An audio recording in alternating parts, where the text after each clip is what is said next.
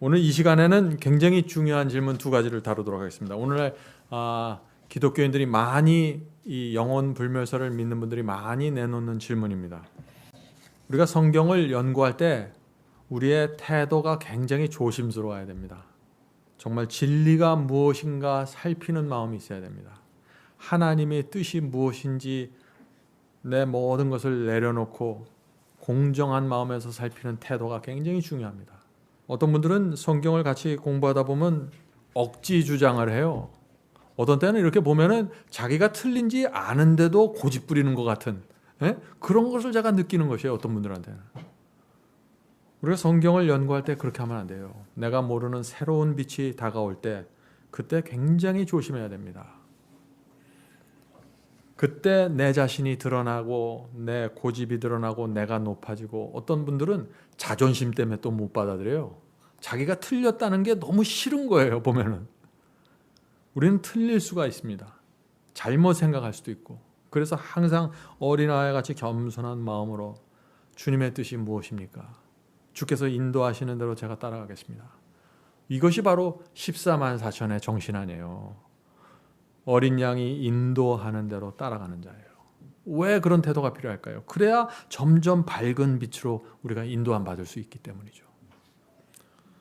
이 죽음과 영혼의 문제에 대해서 연구할 때 특별히 그런 태도와 정신이 필요하다는 것입니다. 자, 데리고 오는 것입니까? 데리고 가는 것입니까? 하는 질문을 제가 내놓았죠. 오늘 기독교에서 의인이 죽으면 영혼이 연기처럼 빠져나가서 천국에 간다고 믿습니다. 그렇죠? 근데 그런 믿음을 입증하기 위해서 내놓는 놀라운 성경절이 하나가 있어요. 오늘 이 시간에 그 문제를 좀 살펴보려고 하는 것입니다. 데살로니가전서 4장 14절입니다. 데살로니가전서 4장 14절. 우리가 예수의 죽었다가 다시 사심을 믿을진대 이와 같이 예수 안에 자는 자들도 하나님이 저와 함께 데리고 어떻게 해요? 오시리라. 참 이상하게 보이는 말씀이죠, 이것도. 지금까지 확인했던 모든 말씀들을 뒤집는 것처럼 보이는 말씀이에요. 천국에서 자는 자들을 데리고 오겠다는 것이에요. 예수께서 재림하시는 그 장면을 얘기하는 것이거든요. 천국에서 자는 자들을 내가 데리고 오겠다, 재림할 때 이 땅으로. 그러니까 많은 사람들이 이 성경절을 내놓으면서 이거 봐라, 사람이 죽으면 다 천국에 올라가 있는 거다. 예수께서 재림하실 때 그 천국에 가 있던 그 영혼들 다 데리고 이 땅에 오시는 것이다. 이렇게 생각하는 것입니다. 자, 무엇이 문제입니까? 번역의 문제입니다. 헬라어의 번역을 원어를 살펴봐야 된다는 거예요. 항상 많은 경우에 원어에 문제가 있다는 사실을 여러분도 잊지 마셔야 돼요. 데리고 온다라고 번역된 이 헬라어가 뭐예요? 악세이라는 단어입니다. 악세이. 근데 이 의미를 찾아보면요, 데리고 가다로 번역할 수도 있고 데리고 오다도 있어요. 데리고 가다, 데리고 오다 다 있어요. 이 악세이라는 단어에. 자, 근데 많은 사람들이 이 악세이라는 단어에 간다라는 뜻과 온다라는 뜻이 다 포함되어 있다, 둘 중에 하나를 선택할 수 있다라는 사실을 놓치고 있는 것이에요. 자, 그런데 이 성경의 번역자들이 이 악세이에 분명히 데리고 온다가 있고 데리고 간다가 있는데 왜 데리고 온다라는 의미를 선택했을까요? 대답할 수 있어야 돼요, 여러분들이. 번역자들이 영혼불멸 사상을 갖고 있잖아요. 사람이 죽으면 혼이 빠져서 천국에 올라가 있다라고 믿잖아요. 그러니까 이 사람들이 악세이를 단어를 딱 찾아보니까 데리고 온다, 데리고 온다, 데리고 온다, 데리고 간다 다 있거든요. 그럼 이때는 데리고 온다로 번역을 해놔야겠구나. 그래서 데리고 온다라고 번역해 놓은 거예요. 번역자의 마음에 죽은 자의 영혼들이 모두 천국에 가 있는 것입니다. 그래서 예수께서 재림하실 때 그들을 데리고 온다로 번역하게 된 것이죠. 그래서 이 문제가 있다는 사실을 최근에 신학자들이 알게 됐어요. 그래서 현대어 성경에서는 이 문제를 수정해서 제대로 번역해 놨습니다. 현대 성경 보면은 데살로니가전서 4장 14절 현대 성경에는 이렇게 번역되어 있어요. 예수께서 다시 오실 때, 재림하실 때 이미 죽어서 세상을 떠난 모든 그리스도인도 하나님께서 예수와 함께 생명의 나라로 데려 가실 것을 믿습니다. 똑같은 성경절이에요. 근데 번역을 이렇게 해놨어요. 데리고 가실 것을 우리가 믿습니다.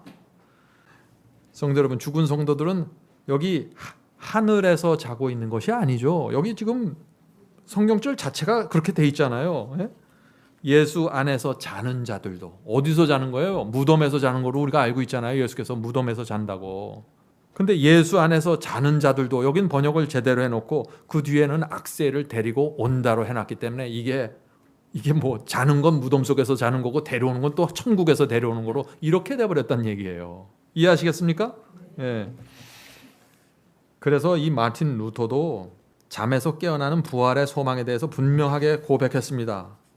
그 말씀이 The Christian Hope 37페이지에 나와 있는데, 자, 마틴 루터의 간증을 보세요. 주께서 재림하셔서 마틴 루터요 일어나라 라고 말씀하면서 무덤에 눈을 두드리실 때까지, 언제요? 예수께서 재림하실 때 문을 두드리실 때까지 나는 잠자고 있을 것이다. 그때 우리는 즉시로 일어나서 그분과 함께 영원토록 행복하게 살 것이다. 이것이 성경이 말하는 제대로 된 부활신앙이에요. 성도 여러분, 예수께서 재림하실 때 의인들의 영혼을 데리고 오는 것이 아닙니다. 무덤에서 잠자고 있는 의인들을 부활시켜서 하늘로 데려가시는 것입니다. 이해하시나요? 네, 아주 단순해요. 그런데 이것을, 자, 이거 봐라, 영혼들이 죽어서 다 혼이 빠져서 하늘에 올라가 있는데 그 예수께서 재림하실 때 그들을 다 데리고 이 땅에 내려오신다라고 이제 주장을 하는 것입니다. 오늘 대부분의 사람들이 그래요. 많은 목사님들도 마찬가지고. 그러면 어떻게 돼요? 이 하늘에 구원받아서 이미 영혼이 다 하늘에 올라가 있는데 어떻게 돼요? 데리고 내려오는 거로 얘기하는가? 어떻게 돼야 돼요? 그러면 이 의인들이 천국에 가 있는 이미 의인들의 입장에서 여러분들이 생각해 보세요. 가정을 해보는 거죠. 오늘날 기독교회에서 생각하는 것처럼 가정을 하는 것입니다. 의인이 돌아가셨습니다. 그러면 혼이 하늘에 올라가죠. 다 거기에 의인들이 다 지금 천국에 가 있는 것입니다. 근데 예수께서 재림하시는 것이에요. 그럼 다 예수님을 따라서 다 이 땅에 내려와야 돼요. 이 땅에 내려와야 되는데 부활 때 의인들은 어디서 일어나야 돼요? 근데 무덤에서 일어나야 돼요. 그러면 이 하늘에서 내려온 이 혼들이 어디로 들어가야 돼요? 지금 그러면은 무덤으로 들어가야 돼요. 그러면은 무덤 속으로 다 들어가서 이제 거기 잠자고 있는 것처럼 흉내내야 돼요. 그러면 이제 예수께서 공중에서 이제 일어나라 하고 큰 나팔 소리를 내렸을 때 의인들이 어떻게 돼요? 전혀 모르는 것처럼 환호하면서 또 일어나야 돼요. 다 알면서. 다 막 일어나면서 처음 일어나는 것처럼, 그동안 아무것도 죽어 있다가 처음 일어나는 것처럼 무덤 속에서 또 일어나야 돼요. 그러면 공중에 올라가면 그때 처음 예수님을 만난 것처럼 또 웃어야 돼요. 수천 년 동안 예수님과 하늘에서 같이 있었는데 이게 뭐가 됩니까 결국? 예. 예수께서 재림하실 때 그들은 다시 지구로 내려가 무덤 속에 들어가서 죽은 척 해야 되죠. 그렇게 기다리다가 나팔 소리 들으면 또 걸어 나와야 돼요. 무덤에서 걸어 나와고 행복한 것처럼 걸어 나와야 돼요. 공중에서 예수님 처음 만난 것처럼 반갑게 영접해야 돼요. 수천 년 동안 예수님과 하늘에서 함께 거닐었는데 그때 처음 만난 것처럼 해야 됩니다. 그리고 처음 천국에 들어가는 것처럼 또 표정을 하고 하늘 천사들을 또 마주해야 돼요. 무슨 얘기예요 이게 다? 예, 이게 완전히 하나님의 부활 신앙을 완전히 삼류 드라마로 만들어버리는 거예요. 쇼로 만들어버리는 거예요. 근데 많은 그리스도인들이 이거를 그렇게 주장을 하는 거예요. 제가 이렇게 설명을 하잖아요. 이렇게 돼서 결국 이게 삼류 쇼가 됩니다. 그래도 그냥 얼굴을 빨갛게 하고서 그래도 데리고 오는 것입니다. 그래서 제가 말씀드린 거예요. 성경을 연구할 때 그 태도와 마음이 중요하다는 거예요. 어린 양이 지금 나를 어떻게 인도하시는지 그걸 잘 겸손한 마음으로 따라가지 않으면 큰 문제에 빠져요. 이게 성경을 연구하면서. 하나님께서 이 광활한 우주를 놀라운 수학과 물리로 창조하셨어요. 부활과 재림은 영광스러운 사건입니다. 온 우주의 천사들이 모여서 그 구원받아 올라오는 그 의인들이, 중세기에 죽었던 그 성도들이, 구약시대 때 그 아브라함과 야곱과 이삭들이, 그 온 전체 의인들이 무덤에서 부활하는 그 장면을 지켜보는 거예요. 그것이 부활신앙이에요. 그런데 지금 이런 식으로 데리고 하늘에 이미 다 올라갔던 의인들을 데리고 와서 또 무덤 속에 넣었다가 다시 빼는 이런 식으로 가버리면 이거는 완전히 다 성경 전체가 망가져 버린다는 것이에요. 결과적으로 어떻게 돼요? 하나님이 우스운 분이 되는 거예요. 제가 말씀드렸죠. 잘못된 교리의 목적은 하나님의 성품을 무너뜨리는 것입니다. 여러분이 하나님이라면 이런 식으로 부활 사건을 만들겠어요? 인간도 하지 않을 것을 하나님이 하는 것처럼 다 만들어봅니다. 인간이라도 지옥을 그렇게 만들지 않지만 하나님이 지옥을 그렇게 만드는 것처럼 만들어버리잖아요. 이 모든 공격이 어떤 교리의 이해 차이가 아니에요. 하나님에 대한 공격의 모든 것은 하나님이 완전히 무너져 버리는 것입니다. 상식이 없는 분으로 망가뜨려 버리는 것이죠. 자, 9번째 질문하겠습니다. 예수님은 3일 동안 하늘에 올라가 계셨나요? 하는 질문입니다. 오늘 많은 사람들이 이 문제에 있어서 크게 걸려서 넘어지고 있는 질문입니다. 예수님과 강도 사이에 오갔던 그 마지막 대화 때문에 그러는 것입니다. 사람이 죽으면 즉시로 영혼이 몸을 떠나서 하늘로 올라간다고 주장하는 분들이 지금 이 예수님과 강도 사이에 나눴던 그 마지막 대화, 그것을 딱 지적하는 것입니다. 누가복음 23장 42절 43절이죠. 예수여 당신의 나라에 임하실 때 나를 생각하소서 하니 예수께서 이르시되 내가 진실로 네게 이르노니 오늘 네가 나와 함께 낙원에 있으리라. 자, 이것이 예수님과 강도가 십자가에서 죽기 바로 직전에 나눴던 대화라는 것입니다. 그래서 십자가에서 죽는 그날에 함께 낙원, 하늘나라에 가는 것처럼 이 성경절이 보이는 것이에요. 그런데 여러분들이 이제 생각을 해보셔야 돼요. 이 성경이 어떻게 이 두 가지 상반되는 이야기를 동시에 말할 수 있을까? 그럴 수 없다는 얘기입니다. 성경은 항상 한 가지 진리만을 처음부터 끝까지 일관성 있게 끌어 나가는 것이에요. 그래서 성경이 영감이라는 것이에요. 성경을 기록되는 기간이 성경의 저자만 수십 명이에요. 수천 년 동안, 긴 세월 동안 성경이 기록됐습니다. 그런데 처음 기록된 성경책과 마지막 기록된 성경책이 어떻게 돼요? 말씀이 일치해요. 정확하게 일치해요. 여기서 죽음에 대해서 이렇게 얘기하면 저기도 똑같이 얘기해요. 수백 년 후에 쓴 글도. 구원에 대해서 여기서 이렇게 하면 저기서도 똑같이 얘기해요. 그래서 성경을 우리가 영감이라고 부르는 거예요. 자, 그럼 이제부터 오늘 네가 나와 함께 낙원에 있으리라 하는 이 말씀이 정말 무엇인지 우리가 좀 살펴보도록 하죠. 이 요한복음 20장에 나오는 이 말씀의 진정한 의미를 알 수 있는 그 열쇠를 우리가 발견해야 된다는 것입니다. 예수께서는 언제 돌아가셨죠? 금요일 십자가에 돌아가셨어요. 그로부터 3일이 지난 다음에 일요일 날 이른 아침에 이제 부활하셨습니다. 그런데 예수님의 무덤을 그 일요일 아침에 찾아가고 있던 막달라 마리아 앞에 예수께서 무덤에서 이미 부활해갖고 나타나셨어요. 그래갖고 막달라 마리아에게 뭐라고 얘기했나요? 그 말씀이 중요한 얘기예요. 요한복음 20장 17절입니다. 요한복음 20장 17절. 나를 만지지 말라. 내가 아직 아버지께로 올라가지 못하였노라. 굉장히 중요한 얘기죠. 아직 내가 올라가지 못했다. 죽었다가 무덤에서 3일 만에 부활하셨는데 내가 아직 하늘 아버지께 가지 못했다는 것, 않았다는 것입니다. 자, 이 말씀이 무슨 뜻입니까? 계속해서 읽어보죠. 너는 내 형제들에게 가서 이르되 내가 내 아버지 곧 너희 아버지 내 하나님 곧 너희 하나님께로 올라간다 하라. 앞으로 내가 올라갈 거다 하는 얘기예요. 그런데 아직은 안 갔다는 얘기입니다. 3일 동안 안 갔다는 얘기예요.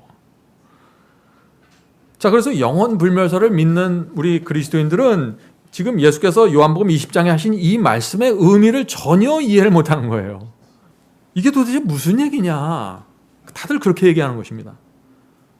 영원 불멸설을 믿으면 의인이 죽으면 곧바로 천국 가야 되는데 예수님 같은 의인이 어디 있어요? 당연히 죽는 순간에 하늘에 가셔야지. 근데 무덤 속에서 3일 동안 하늘 아버지께 가지 않았다고 지금 말씀하시니까 사람들이 혼돈에 빠지는 것이죠. 자, 이 말씀이 어떤 뜻입니까? 왜 그러면은 앞에서는 네가 오늘 나와 함께 낙원이 있겠다고 했는데 그 뒤에 있는 요한복음에는 뭐라고 나와요? 나는 아직 하늘에 가지 않았다. 이렇게 얘기하는 것이에요. 자, 이것은 무슨 문제입니까? 그럼 이거는 제가 물어보면 질문 하나만 대답은 하나만 하시면 돼요. 오늘은 원어 문제. 예? 원어, 헬라어 원어의 번역의 문제가 또 생긴 것이에요. 성경의 헬라어 두루마리 사본을 보면은 성경 말씀이 그냥 한 줄로 길게 쓰여져 있다고 합니다. 거기에는 마침표도 없고 쉼표도 없어요. 또 장과 절도 없어요. 이건 다 그 뒤에 번역하는 사람들이 다 나누는 거예요. 몇 장, 몇 절, 이거 다 번역자들이 나누는 거지 원문에는 그게 없는 것입니다. 그러니까 성경을 번역한 사람들이 자신의 판단과 사상에 따라서 쉼표를 여기서 찍어야 되고 마침표를 여기서 찍어야 되고 성경절을 자기가 구분해 놓은 거예요. 이렇게. 그래서 쉼표를 어디에 넣는가에 따라 의미가 달라지는데 여기서는 번역의 문제도 문제지만 쉼표의 문제라고 해야 구체적인 답이 될 것 같습니다. 쉼표를 잘못 찍었어요. 자, 이 번역자들이 예수께서 마치 오늘 죽어서 천국에 가는 것처럼 쉼표를 찍어 놓은 것입니다. 특별히 영어 성경에 그렇게 되어 있어요. 오늘 앞에, 오늘, today라는 단어 앞에 쉼표를 넣으면 어떻게 돼요? 자, 한국말로 먼저 해줘. 내가 진실로 내게 이르노니 하고서 오늘 내가 나와 함께 낙원에 있으리라 하면은 오늘 지금 낙원에 가는 거예요. 이거는. 그죠? 그래서 영어 성경 하면 today 앞에다가 찍어 놓은 거예요. 쉼표를 찍고 today you shall be with me 이렇게 된 거예요. 뭐 오늘 나와 함께 가는 거야. 이렇게 번역이 된 거예요. 그런데 올바른 번역을 하려면 어떻게 해요? 쉼표를 제대로 찍어야 돼요. 내가 진실로 오늘 내게 이르노니 네가 장차 나와 함께 낙원에 있으리라. 이렇게 번역이 돼야 된다는 것이에요. 그래서 Verily I say unto you today 하고 점을 찍고 순표를 찍고 You shall be with me in paradise. 이렇게 해야 제대로 헬라어 원문의 의미가 제대로 전달이 되고 요한복음 20장에 나오는 내가 아직 하늘에 가지 못했다. 하늘 아버지께 가지 못했다는 그 말씀과도 또 매치가 되고 그리고 부활해야 하늘 가는 것으로 성경은 계속해서 말하고 있잖아요. 부활 없이 하늘 못 가요. 예수께서 십자가에서 죽는 그날 하늘의 강도와 함께 올라가는 것이 아니라는 것입니다. 자, 그래서 예수께서 지금 이 하신 말씀의 의미를 쉽게 설명하면 이런 것이에요. 내가 오늘 네게 확신을 주노라. 강도에게 하는 말씀입니다. 내가 오늘 네게 확신을 주노라.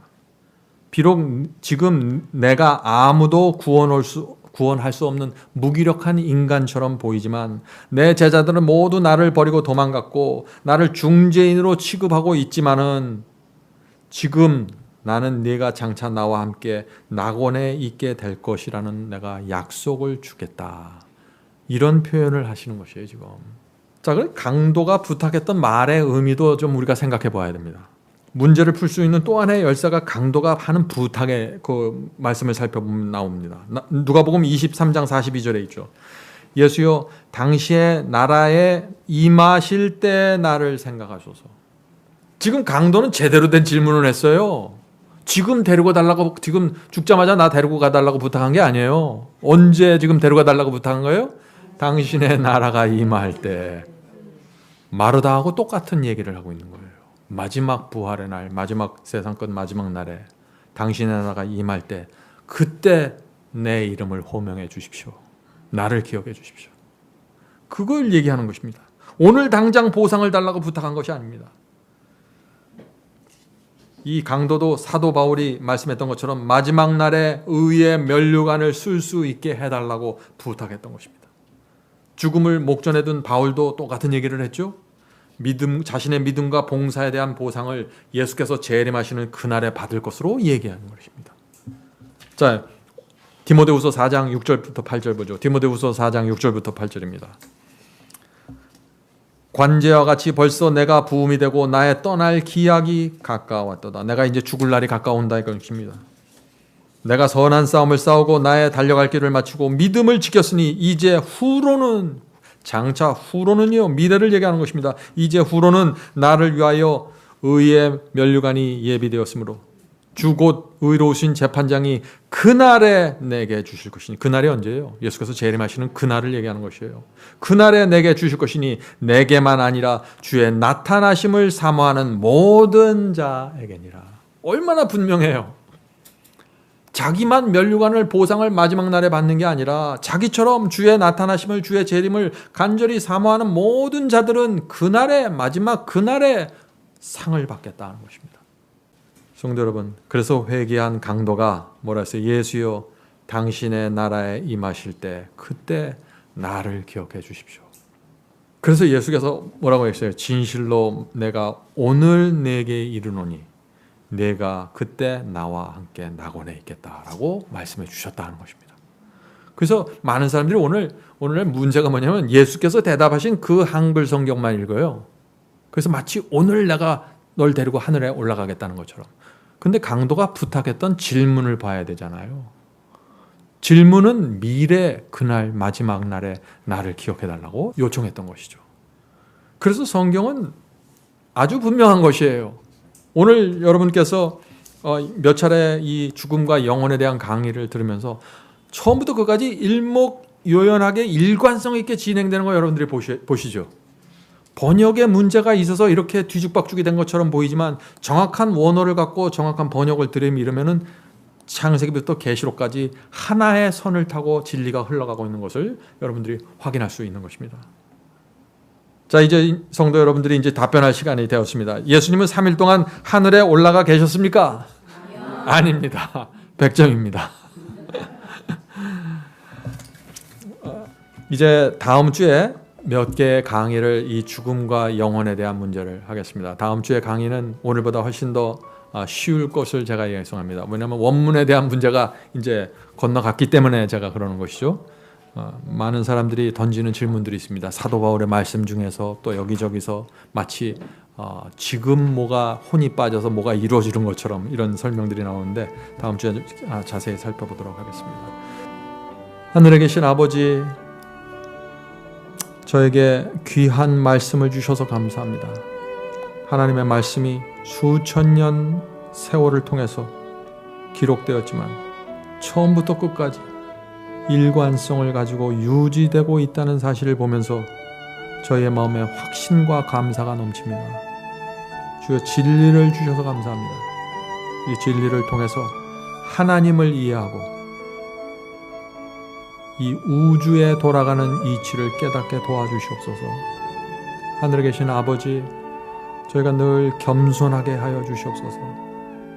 이 세상에 있는 사람들보다 밝은 빛을 나누고 있습니다. 이 밝은 빛 안에서 영적으로 죽어가는 일이 생기지 않도록 도와주시옵소서. 이 모든 말씀 예수님의 이름으로 간절히 기도드립니다. 아멘.